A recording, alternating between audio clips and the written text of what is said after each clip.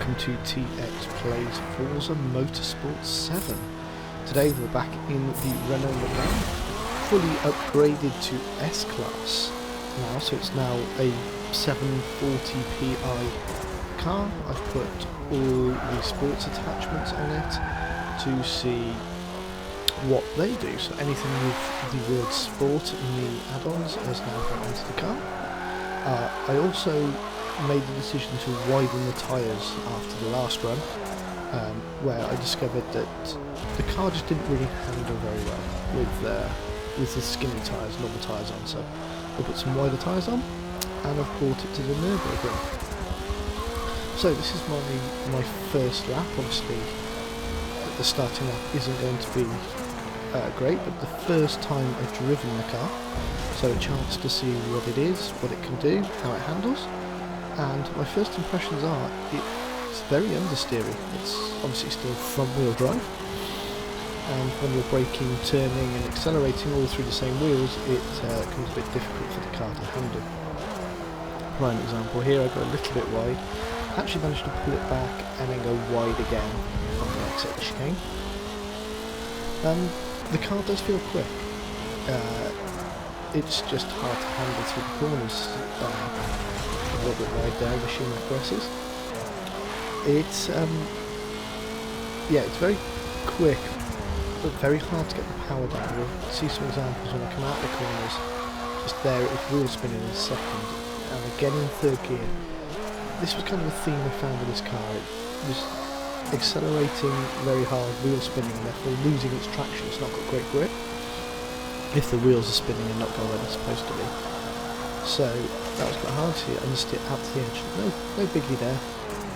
Into the chicane at the end of the lap here at the Nürburgring.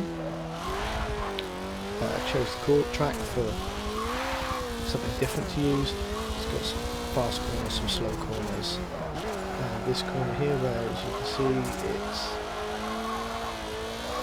a bit harder to get the nose in than I would have liked. And so we go onto the straight, carrying as much speed as we can all the way down here, trying to get to the end of this straight as quickly as possible. Here you see I just brake too late and very, very wide. Move back into the Mercedes arena. Just trying to work out this car still. It seems to be really stuck to the ground, but not wanting to, it doesn't want to turn. He'll go very deep into the corner, which I actually used to my advantage because I actually managed to pull it across the track on a late apex on the way out and get my speed down a little bit. As I said, you've got to be really careful with the accelerator in this car to keep it balanced. So I'm actually up on my previous time here, which is obviously good. Coming to this last corner before there's the run down to the hairpin. Flying down here as fast as I can. Just trying to spot the braking points because I've turned the racing line off to make it a bit easier for myself, and I'm way too late. Get into the gravel. Oversteer all the way out, and that's that lap we're in, so it's a case of just pushing and seeing what I can and can't do for the rest of this lap to get back to the start.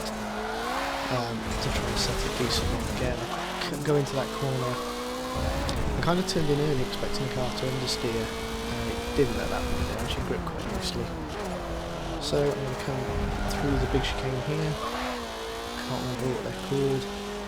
These two, they got those. Next one's called it wheels doing a step of chicane in the corner. And so I come down to this corner, but right, well, I'm just going to try it flat out and see what happens. I noticed my racing line is actually nowhere near the apex, which is good. Again, just drift out a little bit, but nothing too problematic. Braking for the chicane, and forget it all. Hit the wall. Flat head on.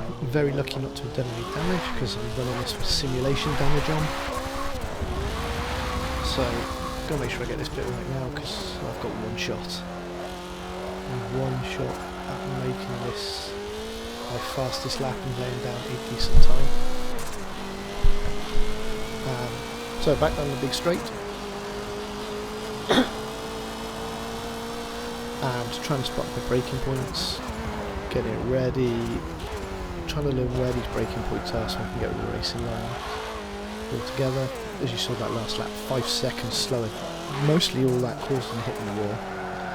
Again, I go out wide, trying to control that wheel spin out the corners. It's easy to try and race, try and force it onto the power to try and get out the corners, but it just spins the wheels, and if the wheels are spinning, you're not turning, you're not going forwards, you're not really going anywhere quickly. So just coming down into this chicane, kind of got a bit wide and a bit previous in the lap, but we'll be okay.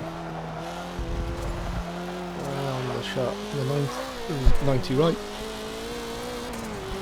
coming down to the hairpin, trying to focus on the braking point, not get caught out. But last time I locked the wheels up a little bit there, but I make it kind of very late apex and get a decent line out of the corner. So I'm losing, I've lost probably a couple of seconds in there. There's probably a couple of tenths of seconds in there that I can make up with a cleaner lap. Obviously panicking on it because it's my last attempt. Completely forget what side the corner is, so I'm over on the left, not the right, but make it across, actually make it a nice corner. And into this one here, nowhere near the apex, losing time there, but I'm 3 seconds up on the lap time. So coming into this corner, I don't really slow down, I just try and hit the apex and keep it going. I don't run out wide this time. Try and get the chicane right, okay, a little locker, but nothing too big. Clip both apexes nicely. Get a decent drive out. Into this last corner, just one corner not to mess up. Actually finding a nice line to go. I miss the apex because I understeer out. Also we're just now flat out to the line.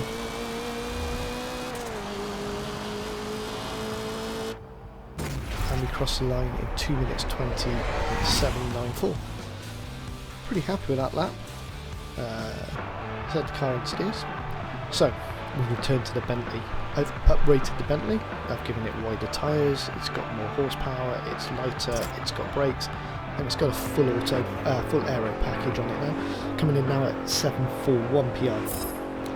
So we're just going to cut to the Bentley's fastest lap, which is lap 2. The Bentley was kind of interesting. It didn't want to turn too much on the way into the corner, and then once you hit the apex and try to accelerate, it wanted to oversteer on the way out. So I was able to use that a little bit to my advantage, obviously help turn the car. But it was a bit weird and took a little bit of getting used to. My first lap was complete tosh, complete load of rubbish. And so was my third one. In fact, the third one I tried really overdrove the car and ended up crashing it. There we go. Into the left and right here. It still does want to brake on the way in. It feels a lot lighter than it did when we ran it in A-Class, but a lot more manageable than it used to be. Obviously I've not tuned it. There's been no tuning done on these cars, they are just slap parts on to get them going. There are some good tunes out there for this car which I probably might give a try to. I actually quite like driving it. As I said, it took a little bit of practice to get used to this understeer where it wants to go straight on, and oversteer where it tries to steer really hard. Again, I forget which way the track goes, but I actually use that to my advantage. I actually get up onto the Astro there,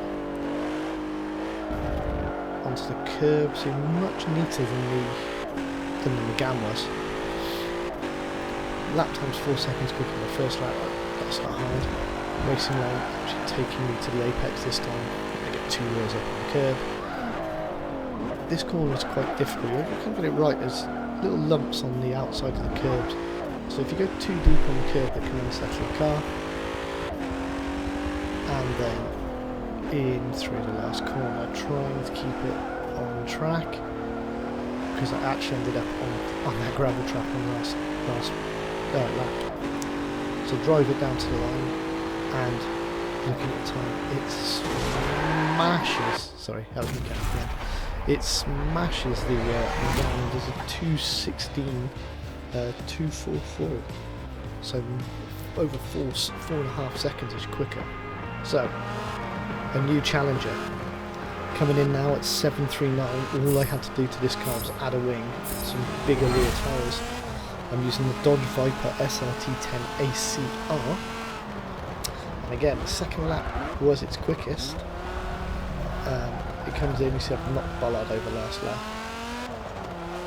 Coming through, because much more planted, much more direct where I wanted it to go. I'm not having to fight it like the Megane. And I'm not really having to control, understeer or oversteer too much. It actually feels pretty good to drive, this car. As I said, it came in a little lighter on the PI, so I've widened the rear tyres and put a wing on it, just to force those tyres down into the track. And this car flies, just flying around here. Just really simple, really easy to drive. Just trying not to get on the power too early so you didn't spin the wheels up too much. I'm just driving as cleanly as I could here. Can cut the track a little bit there, a little bit wide, but hold it around the chicane. Actually managed to maintain the speed, only dropping down to about 49 miles an hour through there. Up to the Schumacher curves.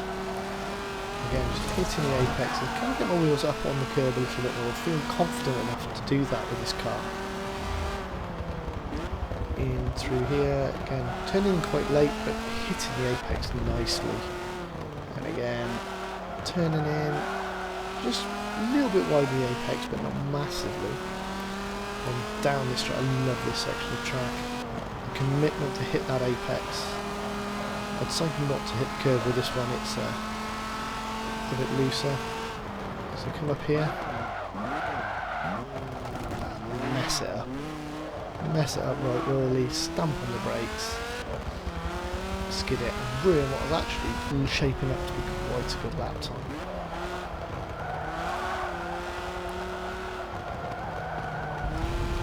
So onto the main straight.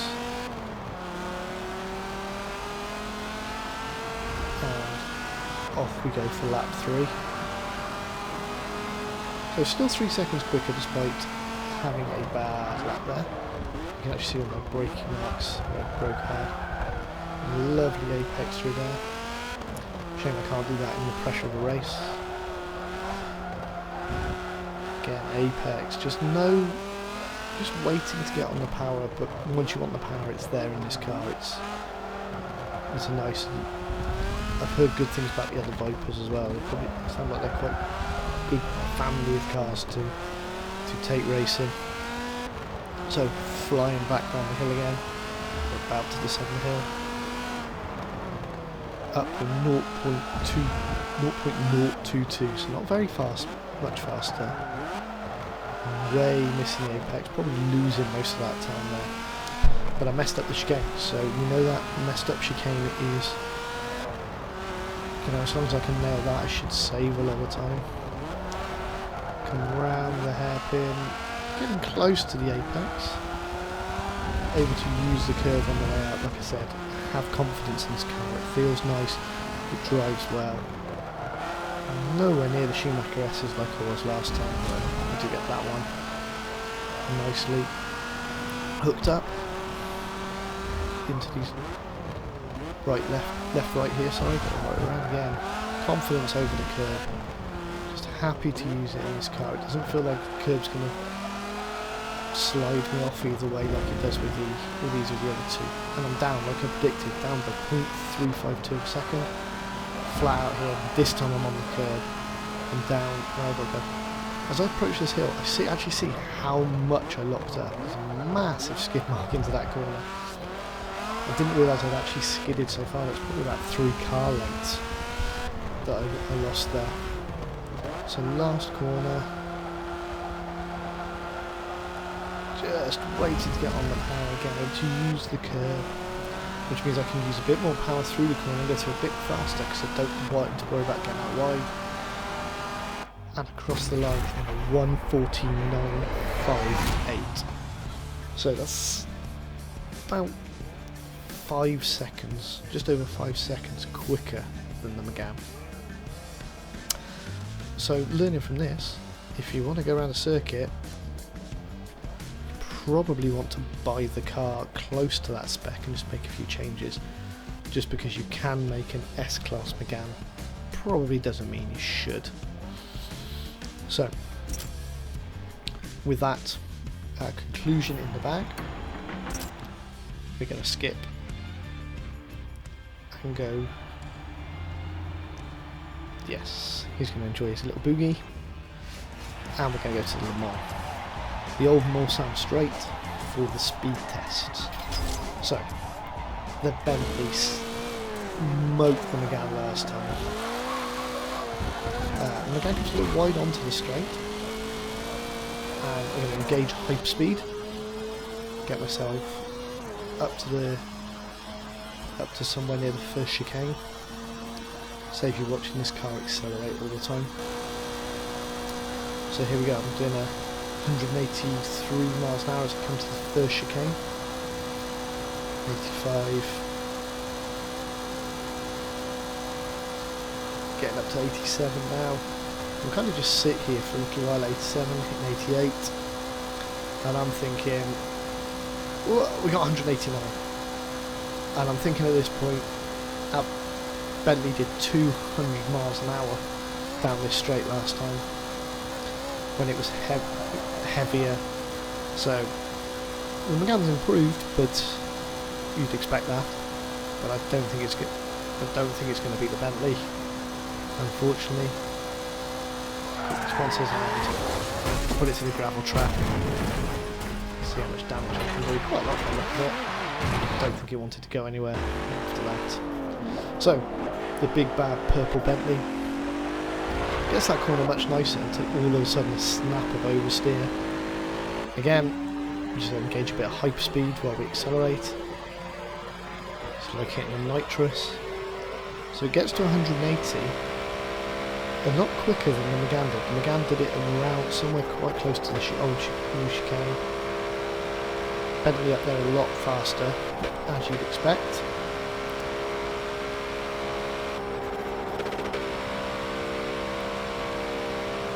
I've lost my screen. There we go. So Bentley much faster up to the speed. It's coming along here. You can actually see it's hitting the rev limiter as it comes along here. Limiter again. The most it achieved down here was 188, and just hitting the limiter clearly requires a bit better tuning of the gearbox to help that get up to speed nicer.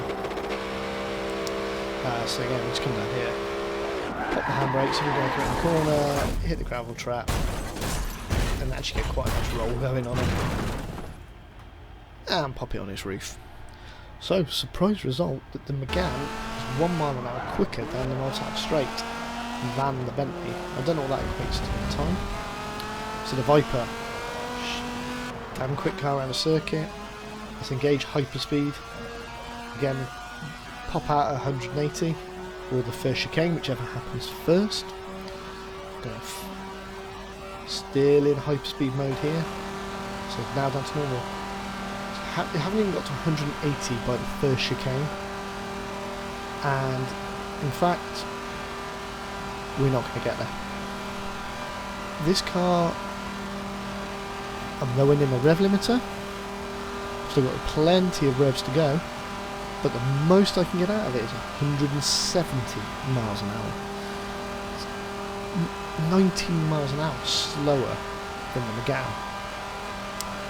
So that's probably going to give it the Megane quite a bit of a head start if we race them head to head down this straight. The Megane got up to 180 quicker because it got there and was much faster than this Viper was. Actually hit the wall with the Viper because actually make it around the corner quite nicely, but totally trash it. It doesn't drive after that. So conclusions: if you want to go fast around the track, buy a car at that PI. If you want to go fast on a straight, you can probably build a drag racing car that can get you there.